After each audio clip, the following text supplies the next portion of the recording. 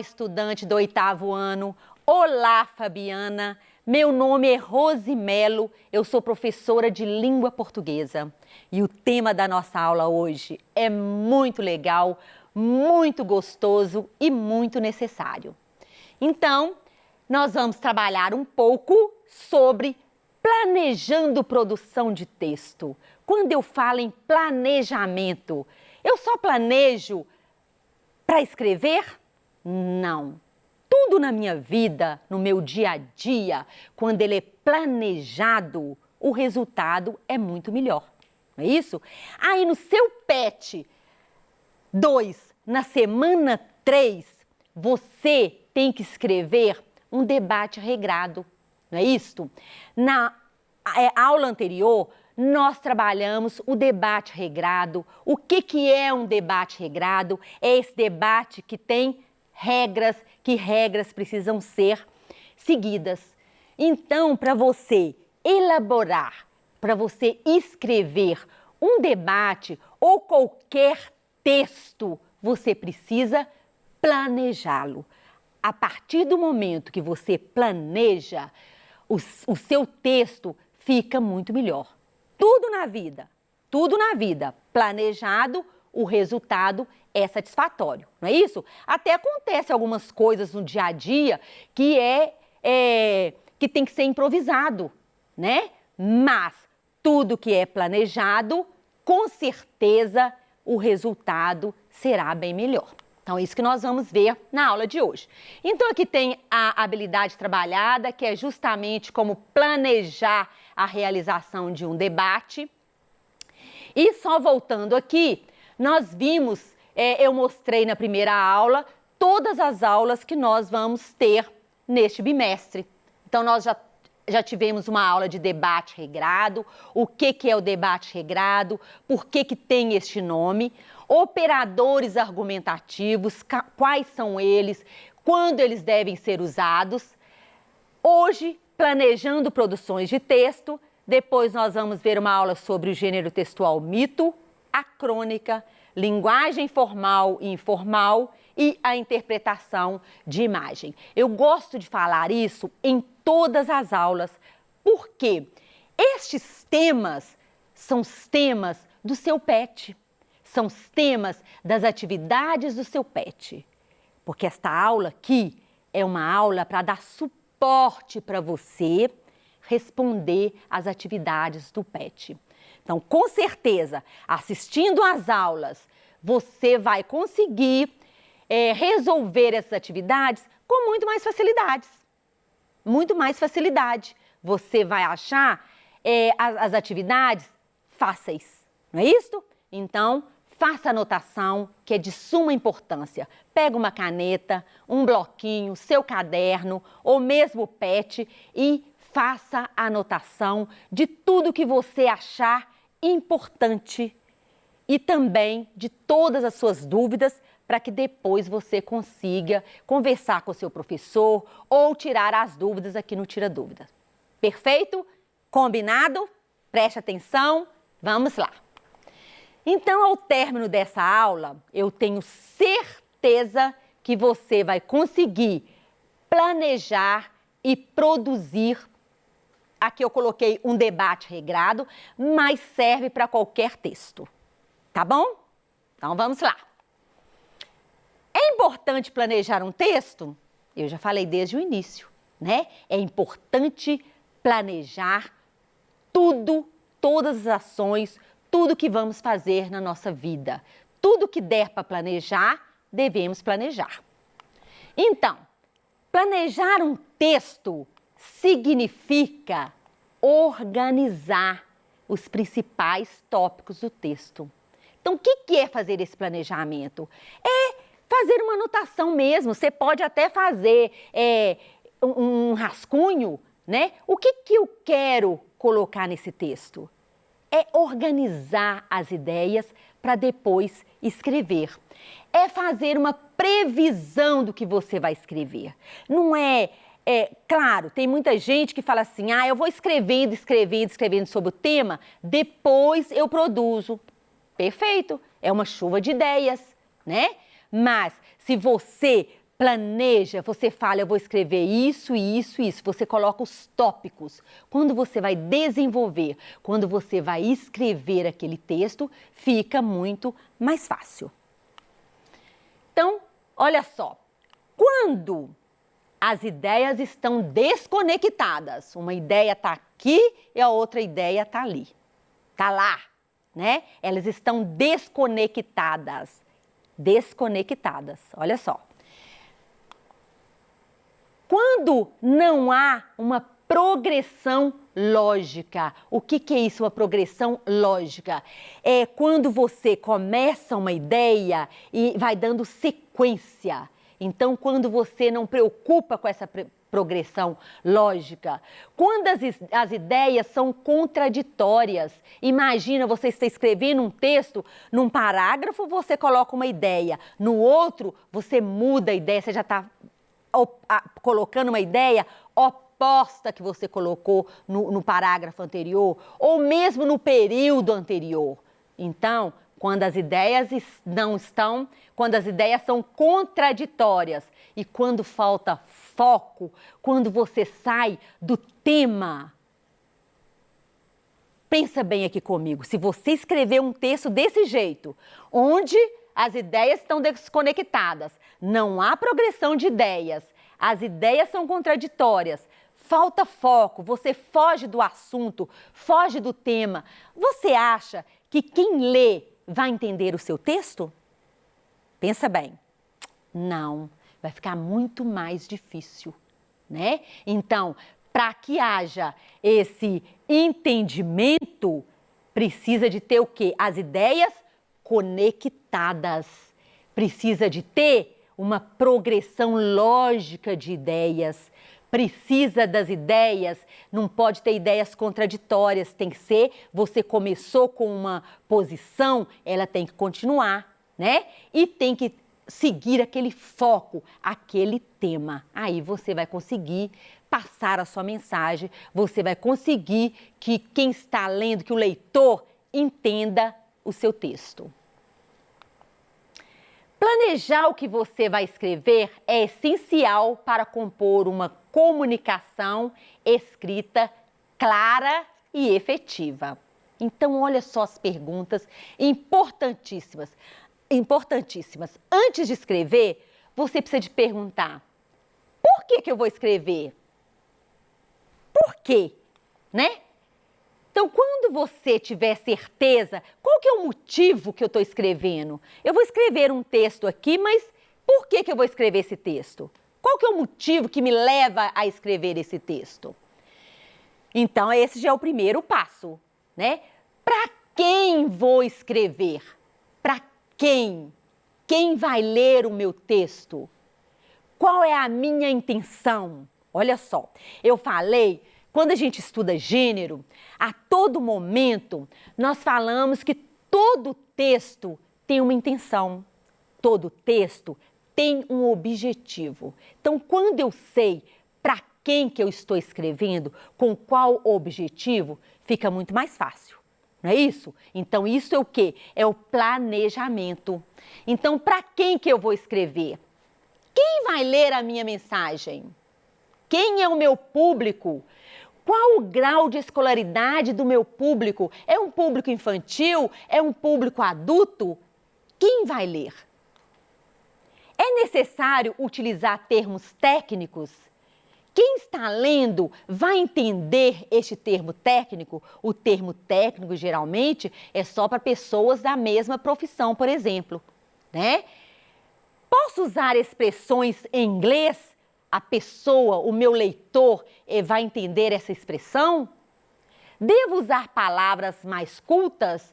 Quer dizer, a linguagem é de suma importância. Essa linguagem é uma linguagem formal? Eu devo usar a gramática corretamente? A linguagem usada na sala de aula? Ou eu posso usar uma linguagem descontraída, uma linguagem informal? Então, antes de escrever, todas essas respostas precisam estar bem afinadas, né? Outra pergunta: o que devo informar ao público-alvo? O que eu devo informar? Nesse texto, qual mesmo o meu objetivo? Como que eu vou escrever? Esse texto será publicado? Porque dependendo de onde, se esse texto for publicado, muda a linguagem, né? Muda essa maneira de você escrever. Então, esse é como vou escrever.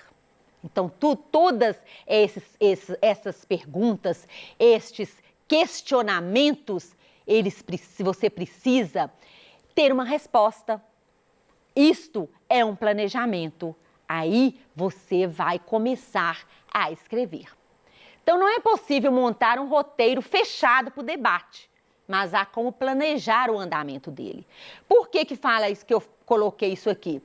Porque um debate, relembrando lá, né, um debate tem um mediador, que aquela pessoa, né, vamos supor, fica aqui, mediando aquele debate, e de um lado vai ficar um debatedor, por exemplo, e do outro debatedor, que são as pessoas que vão participar daquele debate, que vão debater, conversar sobre um determinado tema. Não é isso? Então, mas eu vou colocar aqui só alguns pontos para você refletir e para te ajudar a planejar o seu debate aí, tá? Então, vamos lá? Eu coloquei hora de ir da teoria para a prática. Por quê? A teoria é tudo que eu penso, que eu sei, que eu escrevo. Mas a prática é o que eu faço. Então, vamos lá. Os debatedores, eu já falei aqui, relembrei que são as pessoas que estão participando daquele debate. Então, na teoria, os debatedores, o conhecimento do assunto a ser discutido é de fundamental importância. Eles precisam saber. Por exemplo, vamos supor lá, num debate de candidatos a governador. Eles precisam saber quais os assuntos. Vai falar sobre o debate, vai ser sobre educação, sobre saúde, sobre meio ambiente, né? Que geralmente são vários assuntos. Então, ele precisa ter esse conhecimento. Qual é a prática? O que ele tem que fazer? Ele precisa pesquisar. Mas pesquisar onde? Ele vai pesquisar em verbetes, em reportagens, artigos de opinião, revistas. E uma coisa importante, ele tem que ler não só textos que têm a mesma opinião dele, mas ele precisa de ler textos e matérias, artigos que têm a opinião contrária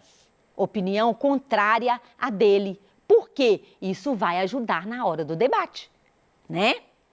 Então, vamos lá. Então, o ato de debater está geralmente organizado em torno do quê? Contestar. Então, eu tenho uma opinião, aí o outro debatedor lá, ele tem que contestar a minha opinião. Não é isso que acontece num debate? Então, como que ele vai fazer na prática? Ele precisa imaginar como atuaria caso quisesse defender uma opinião oposta à sua. Então, ele tem uma opinião, mas ali naquele momento, ele precisa defender uma opinião oposta à sua. Como que ele faria isso? Ele precisa de pensar. Então, ele precisa de pensar em argumentos que podem ser levantados para contestar o raciocínio que você está expondo. E ele tem que encontrar formas de rebatê-los com argumentos consistentes. A todo momento, por isso nós já trabalhamos os argumentos, né? Precisa trabalhar os argumentos. Ele tem uma opinião, mas ele precisa de argumentos para sustentar aquela opinião. Tudo que é falado, a tese, né? A tese é a opinião. Ele precisa de quê? Ele precisa de usar argumentos, mas argumentos fortes para sustentar aquela opinião dele. E aí, levar as pessoas que estão assistindo a mudar de ideia, talvez. A contra-argumentação é um dos recursos mais importantes nos gêneros que propõem a defesa de um ponto de vista. Então, o que ele tem que fazer? Ele precisa de definir a estratégia. Quais os argumentos você vai guardar para o momento estratégico do debate? Quais argumentos vai antecipar e tentar desconstruir logo no início. Isso é muito importante. Pensa só. O debatedor inteligente, ele guarda argumentos fortes que fica o quê? É uma carta na manga.